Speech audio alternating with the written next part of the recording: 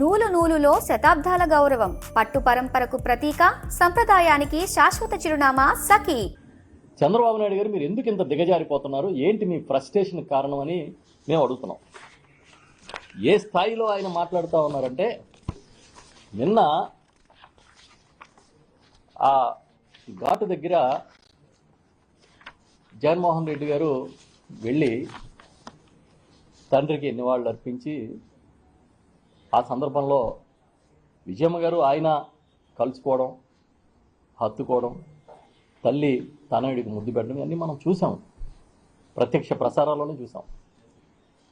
కానీ ఆయన ఏం మాట్లాడుతూ ఉన్నాడంటే, అసలు భయంకరంగా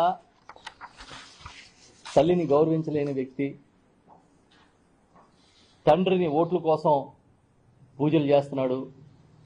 అసలు ఇది ఒక 17 సంవత్సరాలు ముఖ్యమంత్రిగా చేసి ఒక పార్టీని సుదీర్ఘకాలంగా నడుపుతున్న చంద్రబాబు నాయుడు గారు మీరు మాట్లాడే భాష కానీ, మీరు మాట్లాడుతున్న వ్యవహార శైలి కానీ సంస్కారమా, సంస్కారయుతంగా నేను ప్రవర్తిస్తున్నానని మీరు అనుకుంటున్నారా అని సూటిగా నేను అడుగుతున్నా. మీ వ్యవహారంలో తీవ్రమైన ఫ్రస్ట్రేషన్ ఎందుకు కనిపిస్తుంది?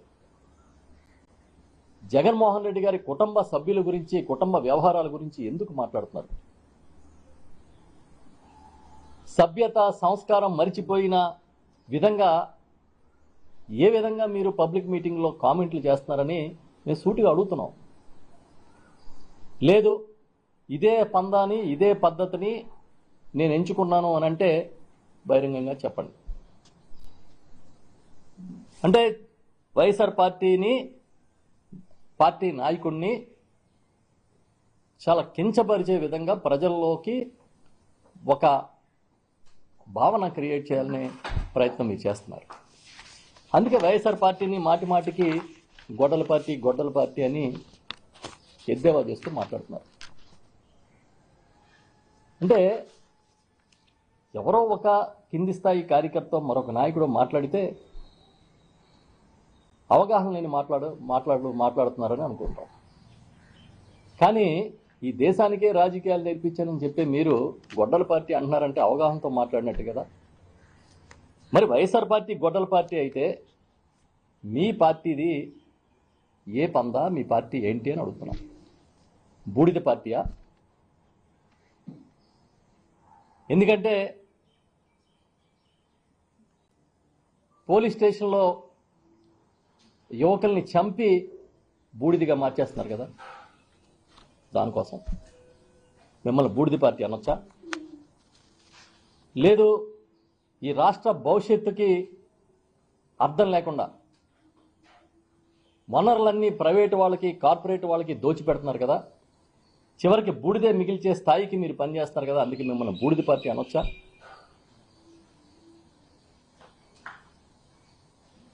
ఎన్నో పథకాలు జగన్మోహన్ రెడ్డి గారు ఆనాడు నాడు నేడు ప్రారంభించి మొదలుకొని రైతు భరోసా వరకు, 0 వడ్డీ వరకు, వైఎస్ఆర్ చేయూత, వైఎస్ఆర్ ఆసరా వంటి పథకాలను కూడా అద్భుతంగా అమలు చేసి ఇవాళ మహిళలకి ఏ ఒక్క పథకం కూడా అందించకుండా, ఇచ్చిన హామీలు ఒక్కటి సక్రమంగా నెరవేర్చకుండా చివరికి బూడిద మిగిల్చే కార్యక్రమం చేస్తున్నారు. కాబట్టి మిమ్మల్ని బూడిద పార్టీ అని పిలవమంటారా? లేదా మీ సహజ సిద్ధంగా మీది యూజ్ అండ్ త్రో పాలసీ కదా, యూజ్ అండ్ త్రో పార్టీ అనమంటారా? మీరు మాటి మాటికి గొడ్డల పార్టీ అని బ్రాండింగ్ చేస్తే అసలు వెన్నుపోటుతో రాజకీయాల్లోకి వచ్చి ముఖ్యమంత్రి అయిన మీరు ఏ పార్టీకి చెందిన వాళ్ళు అవుతారు? మీది ఒరిజినల్ తెలుగుదేశం కాదని ఆనాడు ఎన్టీ రామారావు గారే చెప్పాడు. అప్పటి నుంచి చూసుకుంటే మీది రకరకాల పరిణామాలు. ఇవాళ చివరికి బూడిద పార్టీ స్థాయికి చేరింది. మీరు వచ్చి గొడ్డల పార్టీ ఈ రాష్ట్రం సంక్షేమాన్ని బూడిద చేశారు, అభివృద్ధిని బూడిద చేశారు. ఏమయ్యా మిగిలిందంటే అవినీతి తప్ప ఇంకేం లేదు. ఇవేవి మాట్లాడకూడదు మీ ఫెయిల్యూర్స్. కాబట్టి మీరు డైవర్షన్ పాలిటిక్స్గా రాముడిని తీసుకొస్తారు, రావణుని తీసుకొస్తారు. జగన్ గారు హే రామ్ అంటే అది మీకు తప్పు కింద కనపడుతుంది, దాన్ని కూడా కామెంట్ చేస్తున్నారు. అసలు ఎప్పుడైనా మీరు కనీసం ఏం చేస్తున్నాం మనం అనేది సమీక్షించుకుంటున్నారా? లేదా మిమ్మల్ని మోసే మీడియా ఉంది కనుక మనం ఏం మాట్లాడినా, ఎలాంటి తప్పుడు సంకేతాలు మాట్లాడినా కూడా వాళ్ళే చూసుకుంటారులే, ఆ బాధ అంతా వాళ్ళదని వదిలేస్తున్నారా? సంపద సృష్టికర్త నేను, సంపద సృష్టిస్తానని కదా ఎన్నికల ముందు చెప్పారు. ఏదో అశ్వత్థామ అతకుంజరా అన్నట్టుగా మీరు సంపద సృష్టిస్తున్నానంటే నిజే కాబోలు ప్రజల కోసం, రాష్ట్రం కోసం అని అందరూ అనుకున్నారు. కానీ మీ సంపద సృష్టి కార్పొరేట్లకి, కార్పొరేట్ కంపెనీలకి, మీ అనుయాయులకి, మీకు కావలసిన బంధుమిత్రులకి